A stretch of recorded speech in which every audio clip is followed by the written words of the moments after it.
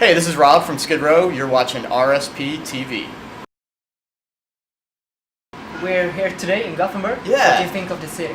So far, it's been great. Honestly, we haven't had a whole lot of time to see the local sites. We got in last night. We were off last night.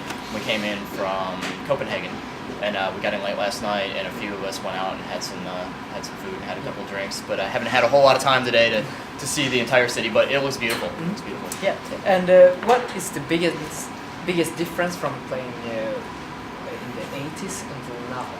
Myself, personally, I'm not an original member of the No. band. Yeah, so in that time period, I was a fan of the band. So for me, it's kind of a unique situation. I get to see it from the other side of the glass, if you will. I'm sitting up there.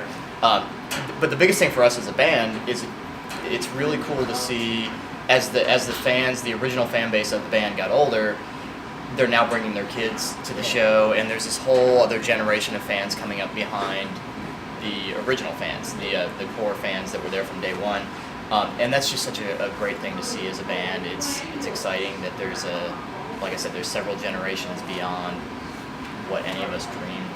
You know, it's that's kind of the goal when you start doing it, that your music will live on and you'll be able to find your way in this business, and it's great. It's great. How was it for you as a fan to come in touch with the band and they don't be the drummer? Yeah, it's strange. It's hard to explain sometimes. As I said, having always been a fan of the band, I had the opportunity to work with Rachel Bolan, who produces bands outside of Skid Row. Yeah. He had produced a record for a band that I was playing in going back a handful of years ago, and from there Skid Row took us out and we opened a handful of shows for them in the United States. So I kind of had the opportunity to meet the rest of the guys and started a relationship with the band. Instead of just one guy, I kind of started a relationship with the entire band. Fast forward to 2010, April 2010, they needed a drummer to do some shows, and I happened to be available at the time, and it kind of worked out. But you know, it's as a musician, there's never a bad time to get a call from a band like that. But for me, it came at the perfect time. I was really kind of stressed and didn't know exactly what I was going to do next, and was looking for a gig, and it worked out.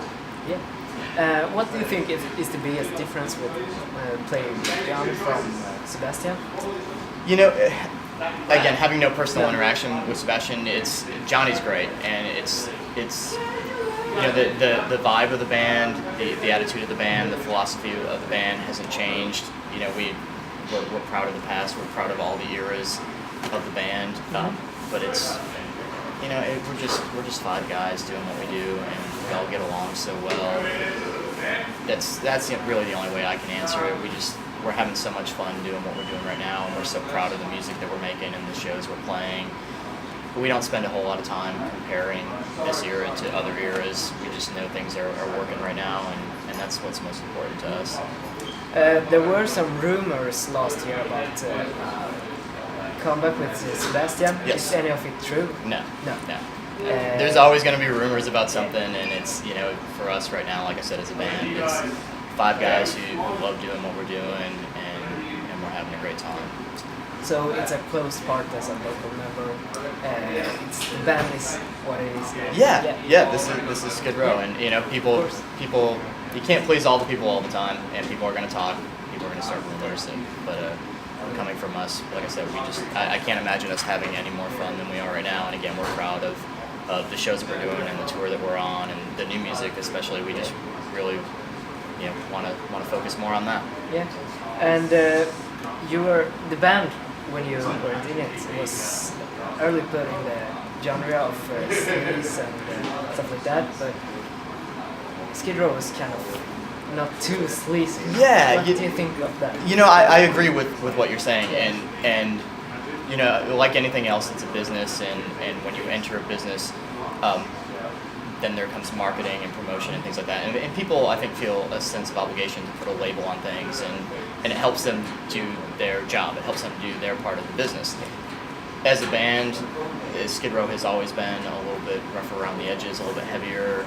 You've got guys who come from a punk background. You've got guys who come from a complete metal background.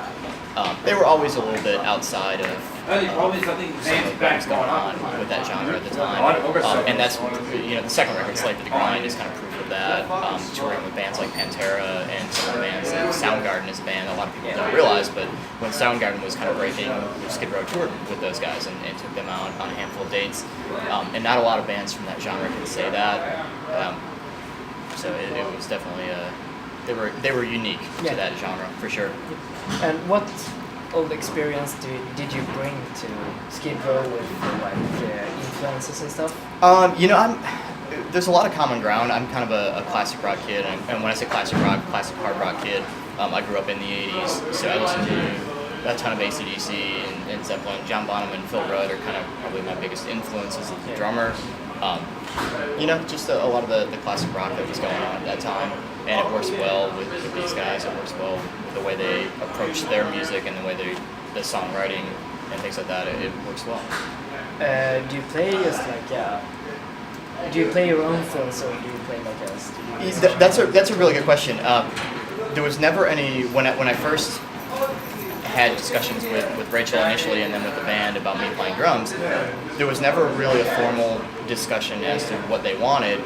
For myself personally, I felt like, out of respect to the songs, which I had loved for years and years and years, it just felt natural to try to recreate the spirit and the vibe and the things that people had an attachment to in those songs, if that makes sense. So it was an easy decision for me. I tried to kind of play them as close to the original as possible, and within that, there's room. There's definitely things that I do slightly different than some of the originals.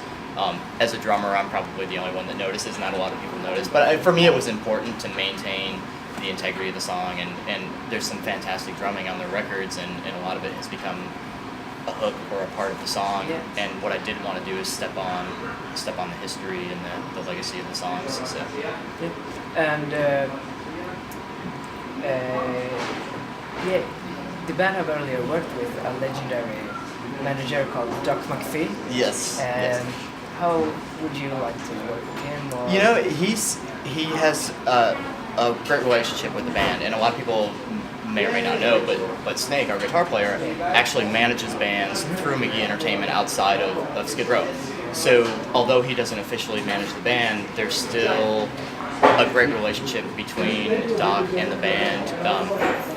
He's a mentor for so many people in this business, and specifically the guys in this band.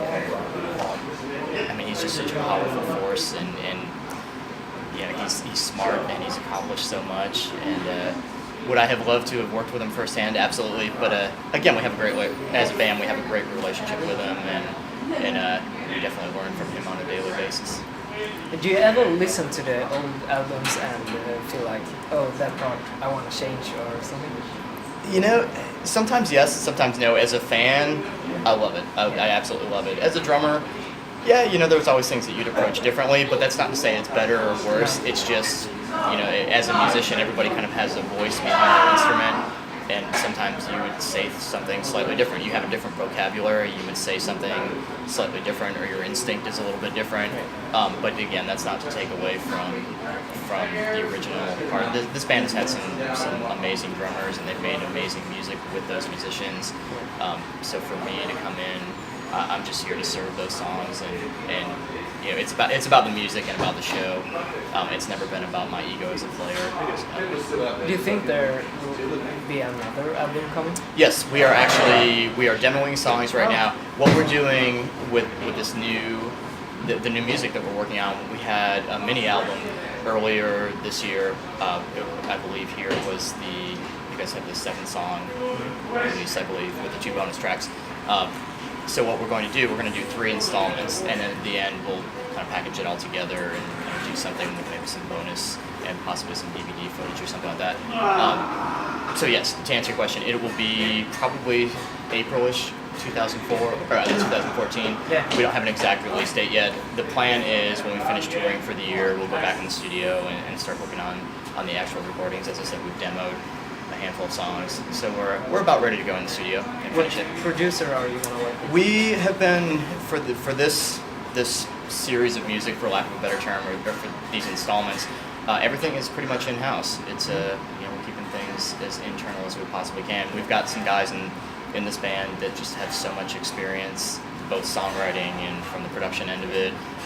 They're amazing players, amazing songwriters, and right now it makes sense for us to do it on our own. So. And do you have any working titles on the songs yet? Or? No, we're still working everything out. So. Yeah. Cool. That was everything for the interview. Oh, great. Thank you. Yeah, thank you guys so much for your time. Yeah, thank you. Appreciate it.